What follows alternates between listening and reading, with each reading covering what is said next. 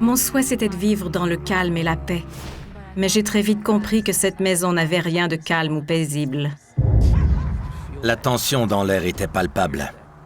Il se passait quelque chose. Ça ne me semblait pas naturel. Quelque chose d'étrange se passait dans cette maison. C'était comme si on m'avait attaqué. Cette entité tentait de me chasser en faisant fuir les gens que j'aimais. Cet homme cachait-il quelque chose? En savait-il plus qu'il le prétendait?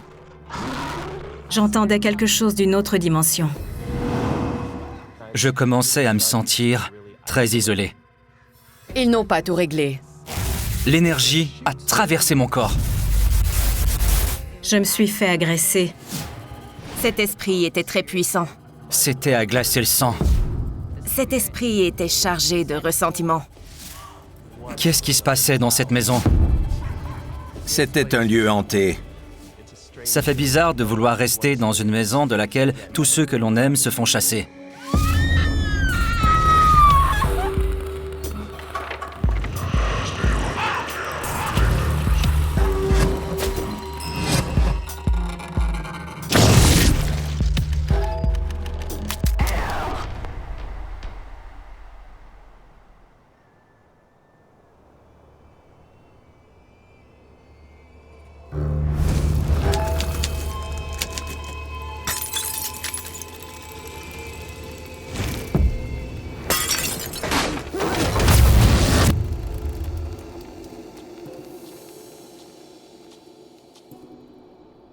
Benson est une petite ville en Caroline du Nord.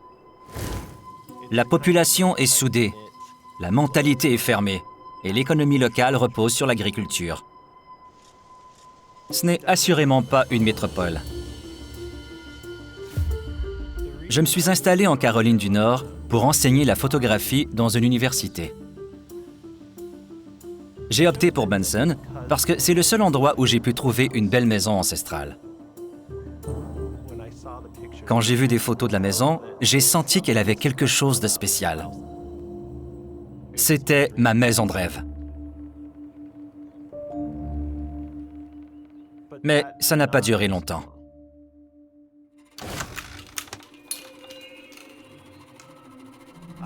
J'ai mis du temps à sortir du placard. J'avais 30 ans quand j'ai fini par comprendre mon orientation et à la vivre ouvertement.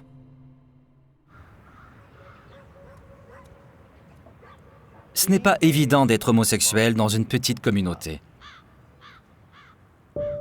Je n'avais pas d'amis. Quand j'allais faire de l'exercice à la salle de sport, j'entendais des conversations qui renforçaient ma perception de ce que les gens pensent des gays dans cette ville. Par ici. Je m'attendais à être rejeté. Pour me remonter le moral, j'ai aménagé un poulailler. Oui! Salut toi! J'ai acheté des poules parce que j'adore les animaux et j'aime leur compagnie. J'ai entré les poussins dans la maison. Ils étaient encore tous petits. Je les ai installés dans la salle de bain pour les garder au chaud pendant la nuit.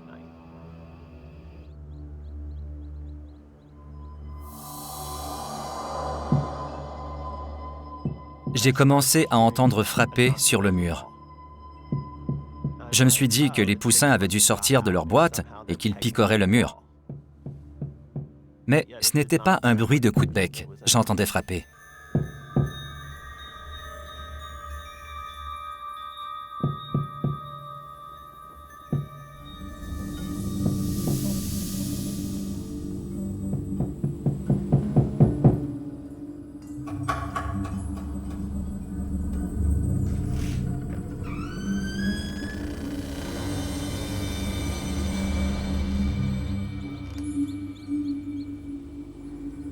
Les poussins étaient tous dans la boîte. Ils semblaient bien aller.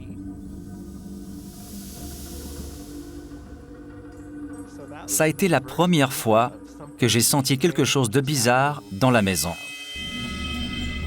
Aaron Goodpipe, première prise. Je trouve le cas de Shane Booth fascinant parce qu'en tant qu'enquêteuse du surnaturel, souvent quand un esprit hante une maison, il tente dans un premier temps d'attirer l'attention de la personne qu'il veut contacter en frappant aux portes ou en faisant d'autres bruits. Souvent, ce n'est que le début.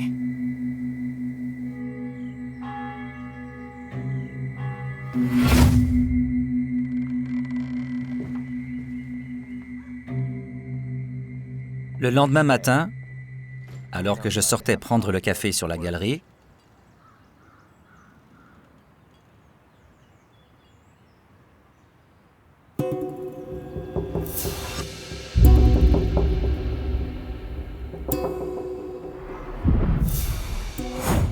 sur le perron, j'ai trouvé des os de poulet. Je me suis d'abord dit qu'un chat ou un chien avait fait ça, ou même qu'un autre animal en avait tué un autre et l'avait mangé sur la galerie. Mais les os étaient secs et ils étaient placés trop parfaitement sur le perron, de façon délibérée. Ça ne semblait pas naturel. Ces os semblent avoir été placés rituellement parce qu'ils étaient si soigneusement placés. On peut donc en déduire que les os ont été placés là de façon volontaire par un humain ou une entité. Qui ferait ça et pourquoi? Ces os étaient-ils un avertissement? Quand j'ai vu ces os sur la galerie, je me suis dit que quelqu'un me voulait du mal. Peut-être que c'était quelqu'un qui avait vu mes photos sur Internet et ne voulait pas de moi dans les parages.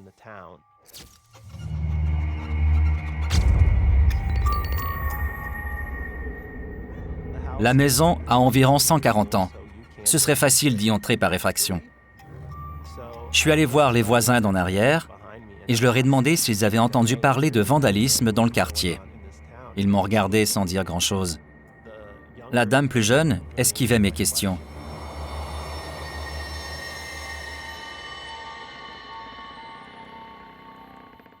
J'ai pensé que quelqu'un essayait de m'effrayer et de me faire comprendre que je n'étais pas le bienvenu, que je n'étais pas un membre de la communauté, mais un étranger.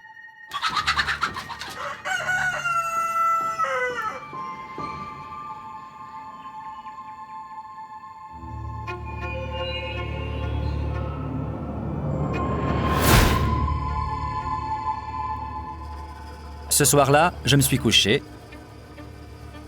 et tout à coup, je me suis réveillé en sursaut et le chat est passé en courant. J'ai décidé que je m'occuperais du problème le lendemain. Le matin venu, je me suis levé en m'attendant à trouver un raton laveur dans la maison, mais la seule chose que j'ai trouvée, c'est une photo de mon arrière-grand-mère. Elle était à 1,5 mètre d'où je l'avais accrochée. Pourquoi ça vous a paru étrange de trouver la photo là? Parce que si la photo était tombée du mur, elle n'aurait pas atterri aussi loin qu'ici. Quelque chose s'en est pris violemment à cette photo. Il y a des marques dedans, la photo a été perforée et elle est déchirée. Comment est-ce qu'une photo, accrochée à plus d'1 mètre de hauteur sur un mur, peut se retrouver au sol déchirée et replacée dans le cadre? Je n'ai jamais connu mon arrière-grand-mère. C'était une femme très religieuse et sévère. Elle n'approuverait sûrement pas ma façon de vivre. J'ai l'impression que c'est un phénomène paranormal. Ce n'est pas l'œuvre d'une personne vivante. Cette photo de l'arrière-grand-mère de Shane délibérément déplacée, c'est un bon élément de preuve. Il s'agit peut-être de son arrière-grand-mère allemande qui était très contraignante. Les gens croient à tort que les esprits se libèrent de toutes leurs croyances, de tous leurs souvenirs et comportements.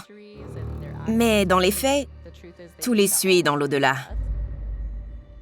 Est-ce qu'elle essayait de le contacter pour l'avertir d'un danger?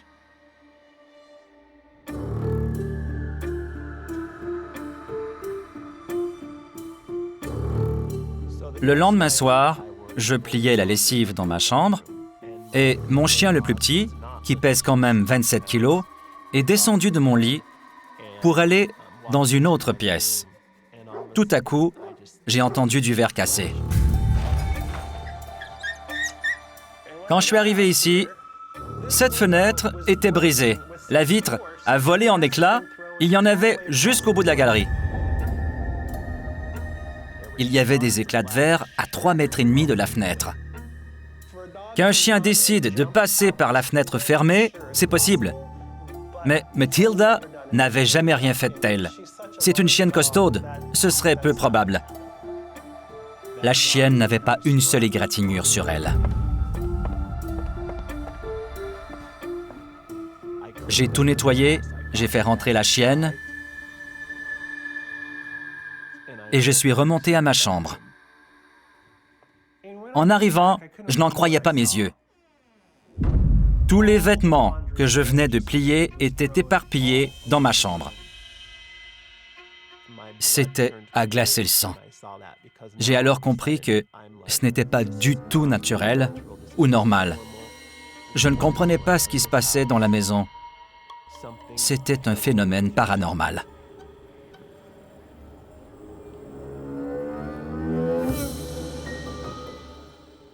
L'activité surnaturelle se multipliait dans la maison.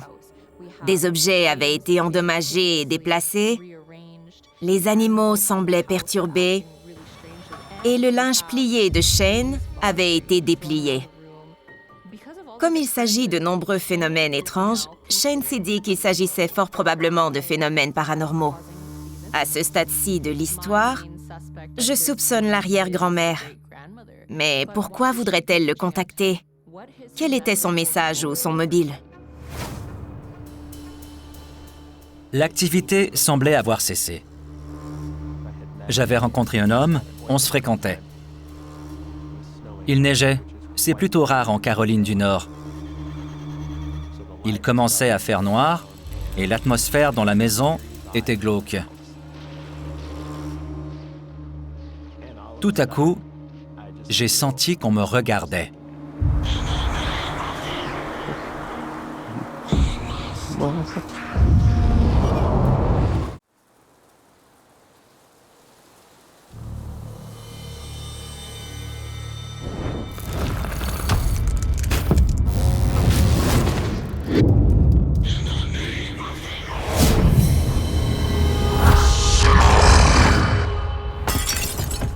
Je me suis tourné vers l'homme pour mieux le voir, puis il a disparu. Il a disparu en un battement de cils. Josh! J'ai appelé mon petit ami Josh. « Est-ce que t'es là? C'était toi dans le cadre de porte? » Il m'a dit « Je suis dans la chambre, je regarde la télé, qu'est-ce qu'il y a? » Je lui ai raconté que je venais de voir un homme dans le salon. Cet homme m'a regardé comme pour me dire « Qu'est-ce que tu fais chez moi? » Je me suis sérieusement demandé quel était son lien à la maison et pourquoi il m'en voulait à ce point. Ce n'était pas l'arrière-grand-mère de Shane. L'esprit avait l'apparence d'un homme. Il était très menaçant. Il a fait comprendre à Shane qu'il l'observait. Je me demande pourquoi cet esprit était si agressif. Qui est-il? Qu'est-ce qu'il veut?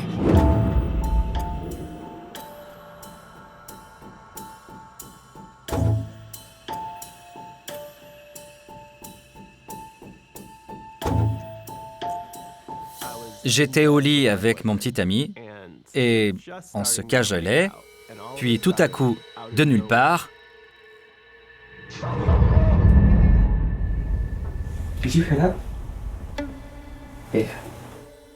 ça s'est passé pendant un moment d'intimité.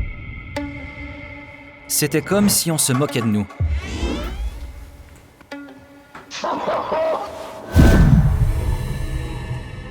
Mon petit ami était un militaire. Il s'est levé pour aller inspecter la maison parce qu'on croyait qu'il y avait quelqu'un dans la maison ou qui nous regardait par une fenêtre. Il n'a rien vu de suspect. That's be something. Yeah, there's nothing there. You're sure? I'm sure. This was great. Thank you. Mon petit copain Josh est parti en pleine nuit. Il n'est plus jamais revenu. Les hommes que je fréquentais venaient chez moi, ils ne s'y sentaient pas à l'aise. Au beau milieu de la nuit, ils se levaient et rentraient chez eux. On me disait « Shane, je n'arrive pas à dormir, je me sens mal à l'aise. Il y a quelque chose qui cloche. » J'avais l'impression que cette entité tentait de me chasser en faisant fuir les gens que j'aimais. Je commençais à me sentir très isolé. Ces mauvaises expériences ont montré que cet esprit était chargé de ressentiment et d'hostilité envers Shane. L'esprit se manifestait lorsque Shane passait des moments intimes avec ses partenaires. Il faut se demander pourquoi. C'est un indice quant à l'identité de celui qui hante Shane.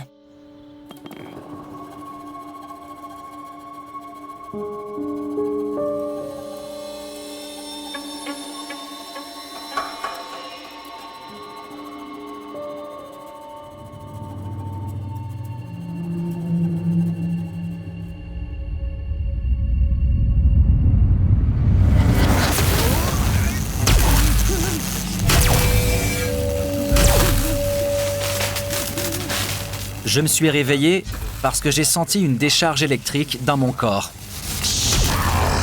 Je sentais que l'énergie entrait par mes pieds et montait dans mon corps pour sortir par ma tête. J'ai été saisi par la sensation, puis soudainement, ça a cessé.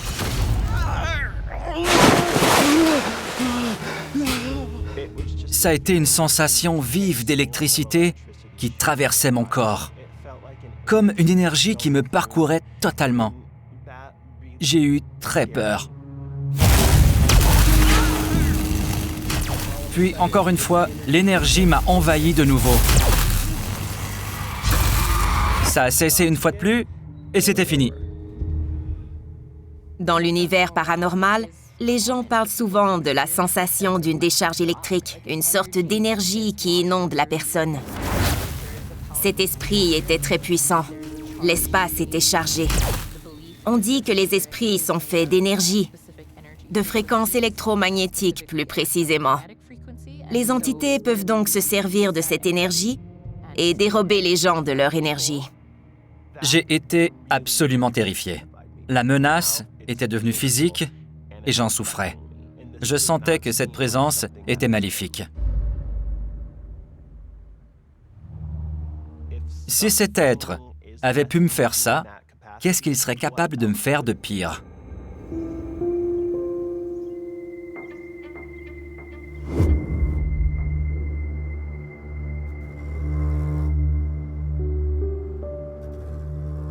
J'étais déjà perturbé à cause des 2 nuits précédentes. J'essayais de rester éveillé et je ne voulais surtout pas dormir parce que j'ignorais ce qui se passerait. Je me suis finalement endormi.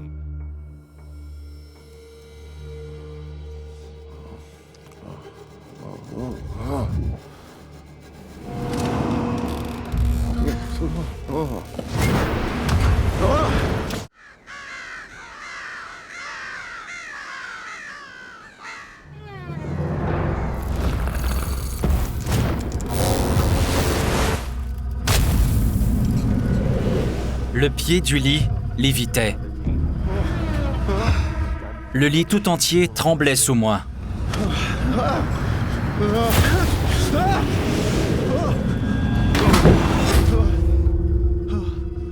Puis, tout à coup, il s'est écrasé par terre en un boom. J'étais là, comme ça, à me demander ce qui venait de se passer. Ça a été la nuit la plus terrifiante de toute ma vie.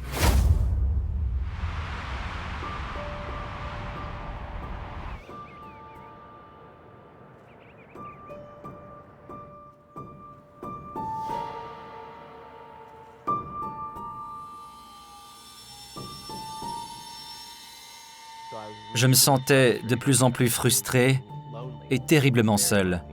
Il fallait que je trouve le moyen d'arrêter ces phénomènes.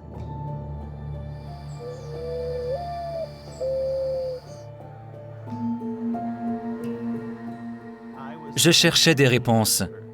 N'importe quelle réponse qui pourrait m'aider à comprendre ce qui se passait.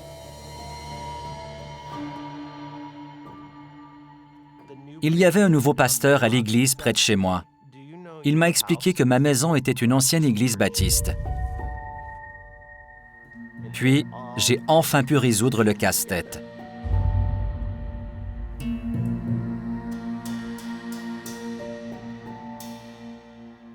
Il m'a montré une photo d'un homme âgé qui avait fait construire l'église. Oh mon Dieu! C'était l'homme que j'avais vu dans mon salon.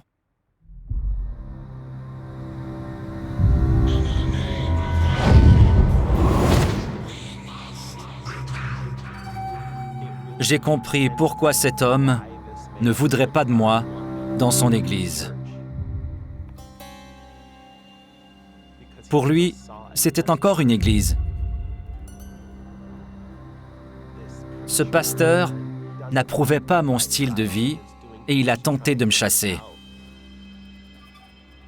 C'est triste de penser que les croyances des gens peuvent les suivre jusque dans l'au-delà et encore semer le chaos chez des vivants.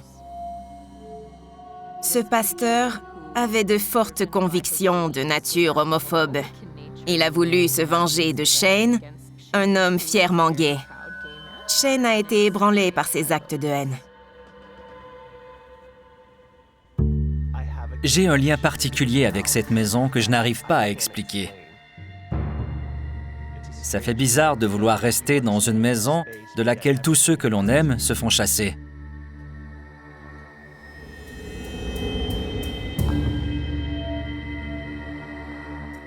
J'étais désespéré. J'étais prêt à tout essayer.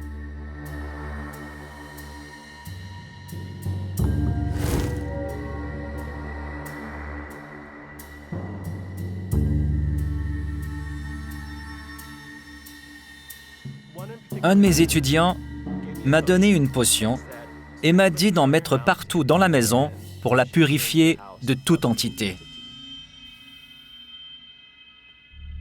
Je ne sais pas si c'était de la Santeria. C'est l'impression que j'ai eue, en tout cas, mais je ne suis pas sûr d'où provenait la substance. J'étais prêt à tout. Je me suis donc déplacé d'une pièce à l'autre pour en asperger la maison. Et du plafond est apparue une entité noire. Elle a plus ou moins bondi du plafond pour aller se cacher sous la table.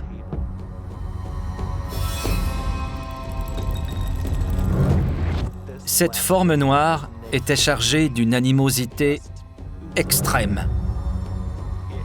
Elle semblait maléfique. J'ai pris mon courage à deux mains et j'ai regardé sous la table. Il n'y avait rien du tout. Je n'ai rien vu sous la table. J'ai la chair de poule juste d'en parler.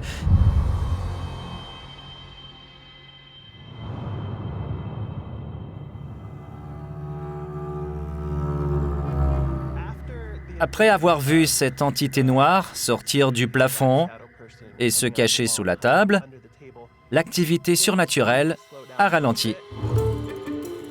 Ça m'a pris 6 ans avant de me sentir bien à Benson. J'ai rencontré un couple gay qui a ouvert un magasin ici.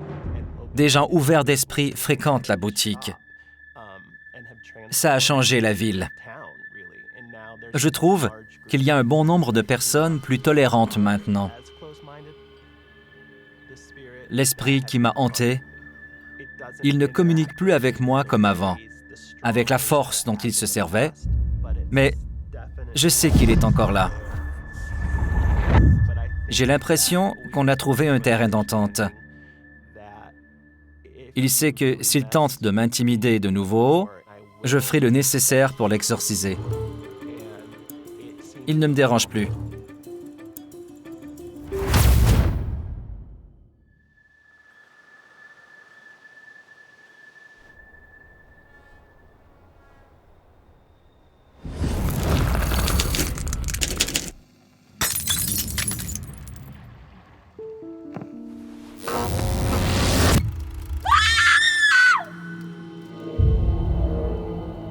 On s'est installé à Hanover quand je suis parti à la retraite des forces de l'ordre. On a choisi Hanover parce qu'on apprécie l'histoire de Gettysburg. À notre arrivée, j'étais en train de rédiger un plan d'affaires pour ouvrir une boutique de souvenirs et bibelots. C'est une région très touristique, alors on s'attendait à ce que sa boutique fonctionne. On a commencé à chercher une maison à proximité de Gettysburg. On en avait repéré une en particulier. Quand on est allé la visiter, on l'a trouvée jolie. J'ai parlé avec le propriétaire de la maison. C'était un homme très gentil. Mais il m'a semblé un peu étrange. Le propriétaire n'est pas resté très longtemps dans la maison. Il semblait mal à l'aise, je le sentais. Il nous a raconté que la maison avait été construite sur mesure pour son père, mais que son père était décédé avant de pouvoir vivre dans la maison.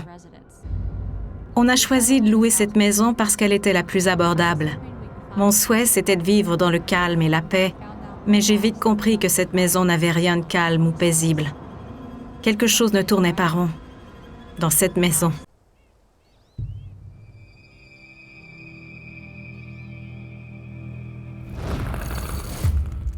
Dans le cas de Jerry et Darretta Burkhead, leur vie était en transition. Il y avait un nouvel emploi, puis une nouvelle maison dans une nouvelle ville. Ils l'ignoraient, mais elle était hantée. Tony Lewis, première prise. Quand je me suis penchée sur le cas de Jerry et Darretta, dès que j'ai vu le mot Gettysburg, ça m'a intriguée. La plupart des gens connaissent l'histoire de Gettysburg, en Pennsylvanie. Je ne peux qu'imaginer l'activité surnaturelle qui en résulte. L'histoire de la région est très riche, même après la bataille de Gettysburg. Des fantômes hantent la région depuis plus de 150 ans.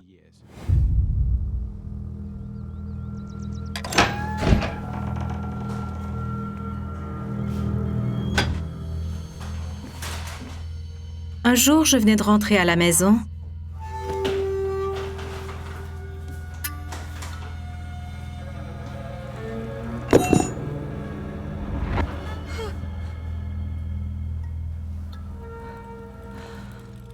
Et la poignée de la porte d'entrée est tombée par terre sans crier gare.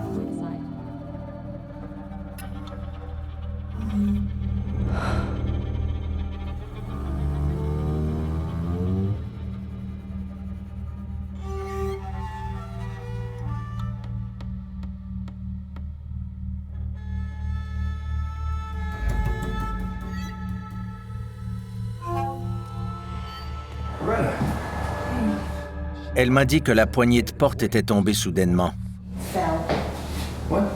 Mon premier réflexe a été de penser que quelqu'un avait tenté d'entrer par effraction, croyant que personne n'était là.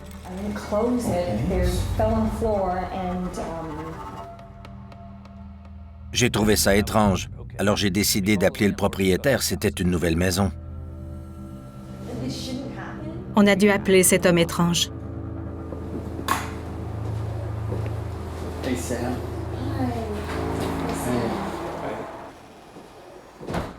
À son arrivée, il a refermé la porte d'entrée et il a regardé tout autour de lui.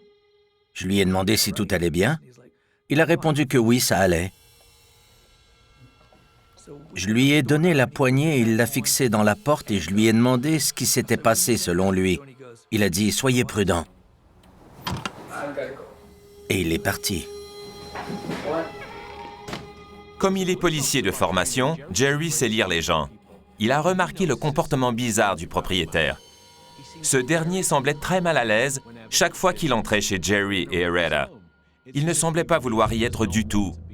Jerry se demandait pourquoi. Cet homme cachait-il quelque chose? En savait-il plus qu'il le prétendait?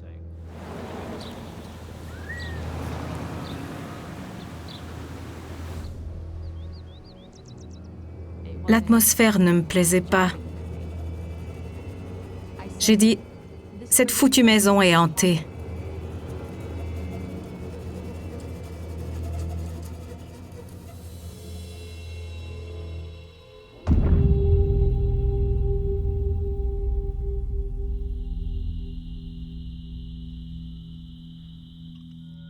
Quelques semaines après l'emménagement, j'ai subi un choc en voyant que j'avais de grosses lésions sur le visage. Et ailleurs, sur le cou, les mains, j'avais une éruption de lésions. Jerry! Je n'avais jamais eu une telle éruption cutanée avant de vivre là.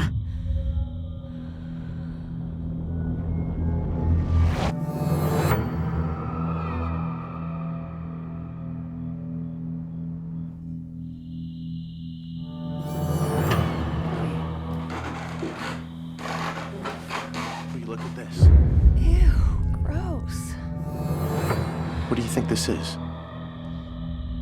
Un soir, Jerry venait de sortir de la douche et il a remarqué que ses pieds pelaient terriblement. Il y avait des crevasses aussi. C'était anormal. Oh my God, Jerry, what happened? Ses pieds saignaient par endroits aussi. La peau se fendait et saignait. C'était affolant. Ew, gross. It hurts.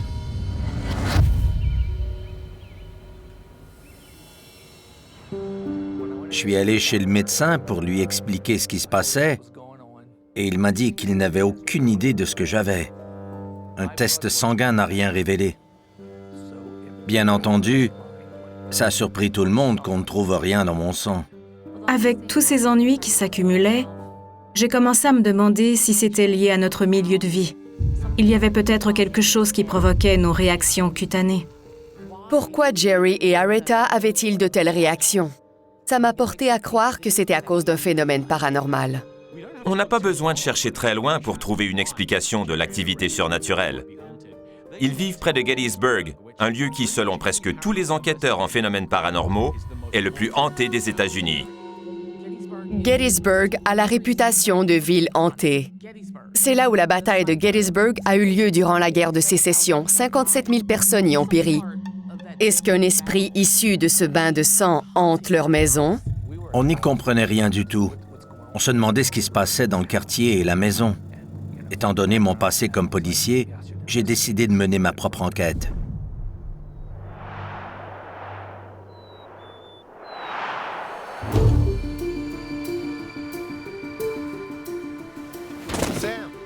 Le lendemain, je suis allé voir le propriétaire qui tondait le gazon. Sam, can I talk to you for a second? I gotta talk to you about the house. Je voulais qu'il me parle de la maison. Sam, tried to convince you about the house. Il n'a pas dit grand-chose. Sam, wait! La tension dans l'air était palpable. Il se passait quelque chose.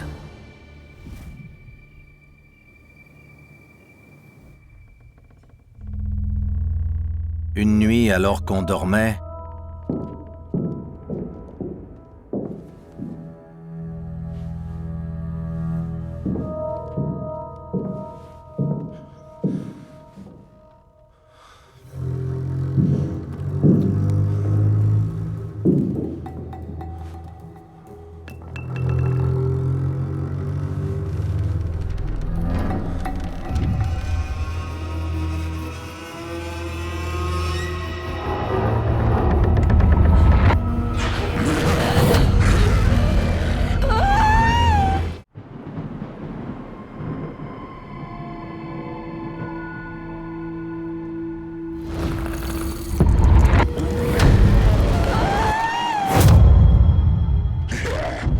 j'ai vu une silhouette sortir du mur et avancer vers nous. J'étais affolée. On a entendu une voix ténébreuse et malveillante. J'ai dit, bon sang, c'était quoi ça?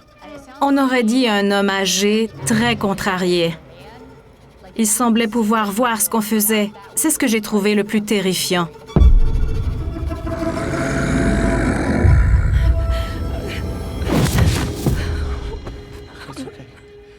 Aretha m'a regardé droit dans les yeux et elle m'a dit, « Tu me crois maintenant? Cette maison est hantée. » Je lui ai dit que oui, je la croyais. J'ai compris que des phénomènes nous affectaient et qu'ils étaient sans doute d'origine surnaturelle. Les indices commençaient à se multiplier. J'ai eu l'impression que le propriétaire de la maison était impliqué. Il ne voulait jamais entrer dans la maison et il semblait toujours incertain. La question, c'est pourquoi? Pourquoi le propriétaire avait-il un comportement aussi fuyant?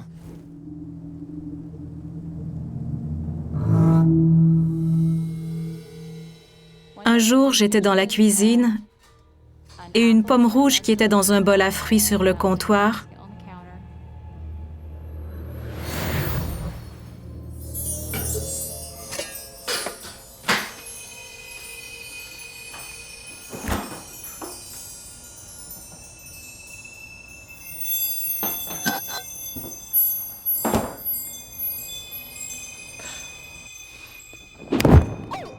a heurté ma poitrine.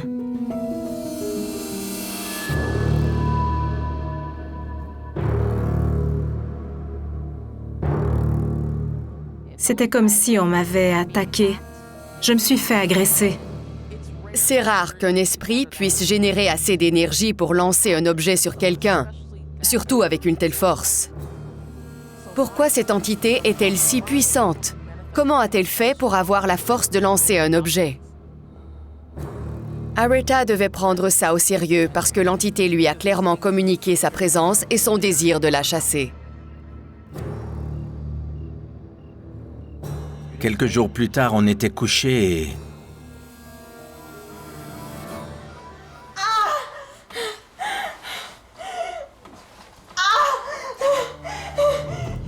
C'était comme si on me poignardait. Elle a dit « Il faut que j'aille à l'hôpital. On m'a annoncé que c'était une très grosse pierre au rein. » Les médecins ont dit « Elle est énorme. Vous auriez dû la sentir depuis longtemps. » En rentrant de l'hôpital, on était convaincus que cette entité nous visait. Elle ne voulait pas de nous, là. Une poignée de porte qui se brise, une pomme lancée d'un bout à l'autre d'une pièce, puis des problèmes de santé. Qu'est-ce qui se passait chez les Burkhead? Dès qu'ils ont commencé à vivre dans cette maison, les problèmes ont commencé. Ce qui est curieux, c'est que les phénomènes ont surtout été physiques. Le couple a eu des malaises physiques. Qu'est-ce qui a provoqué ça? Que se passait-il? Au bout d'un certain temps après notre emménagement, je me suis sentie drainée. J'étais épuisée, la fatigue était constante et ça n'a fait qu'empirer.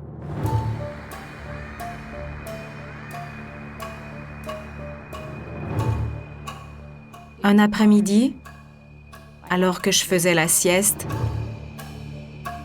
je me suis sentie paralysée.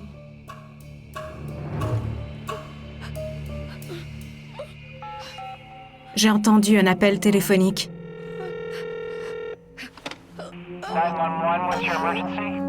Un téléphoniste a répondu. J'ai compris que l'appel provenait de l'univers paranormal. Il ne venait pas d'une maison voisine ou d'un téléphone cellulaire. J'entendais quelque chose d'une autre dimension.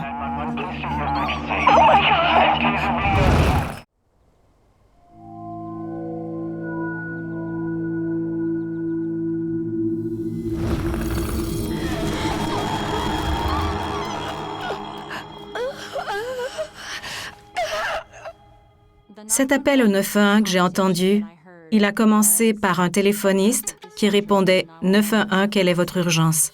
Ensuite, j'ai entendu une femme parler, elle était bouleversée. Quelqu'un était tombé et avait besoin d'aide.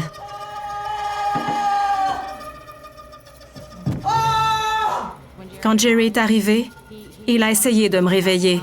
Il se demandait si je faisais un AVC. Elle était blanche comme un drap.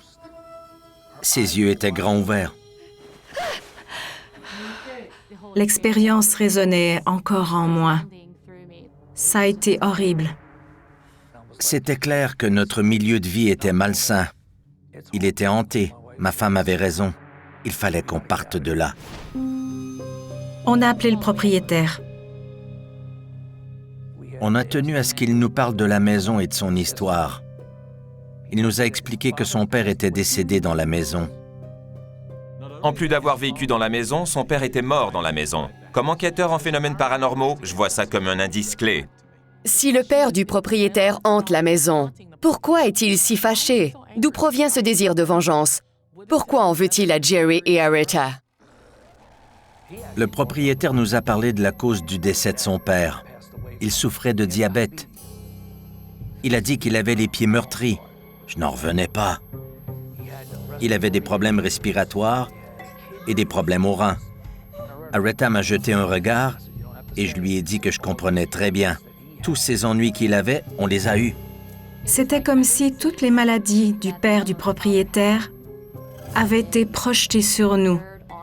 On en a hérité. Il nous a fait ça. Je crois que l'appel au 911 que j'ai entendu C'était un de ses proches qui l'avait trouvé dans cet état et que peu après, il est décédé. Le propriétaire m'a aussi dit que son père était menaçant, égocentrique et cruel. Quand quelqu'un meurt dans une maison, la plupart du temps, il part en paix. Mais certains esprits ne veulent pas partir. Ils n'ont pas tout réglé de leur vivant ou ils sont traumatisés. Ils ne partent pas. Le père du propriétaire semble avoir connu une fin de vie assez traumatisante. Ça ne m'étonne pas que son esprit ait hanté les lieux.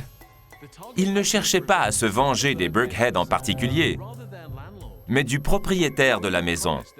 Il n'a pas tenu sa promesse de ne pas louer la maison après la mort de son père. Comme il n'avait pas tenu parole, je crois que l'esprit de cet homme âgé a cherché à punir son fils. À mon avis, il voulait empêcher son fils de faire de l'argent grâce à la maison. C'est comme si depuis l'au-delà, il riait de son fils.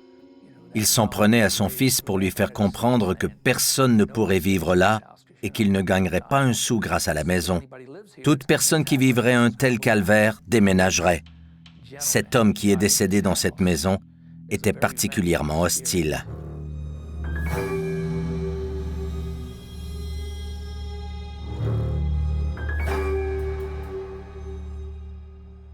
Quand on a déménagé, les choses se sont améliorées pour nous. Ma peau, les pieds de Jerry, tout est revenu à la normale et on a retrouvé le bonheur. Je ne regrette pas notre départ de cette maison. Mon seul regret, c'est qu'on ne soit pas parti plus tôt.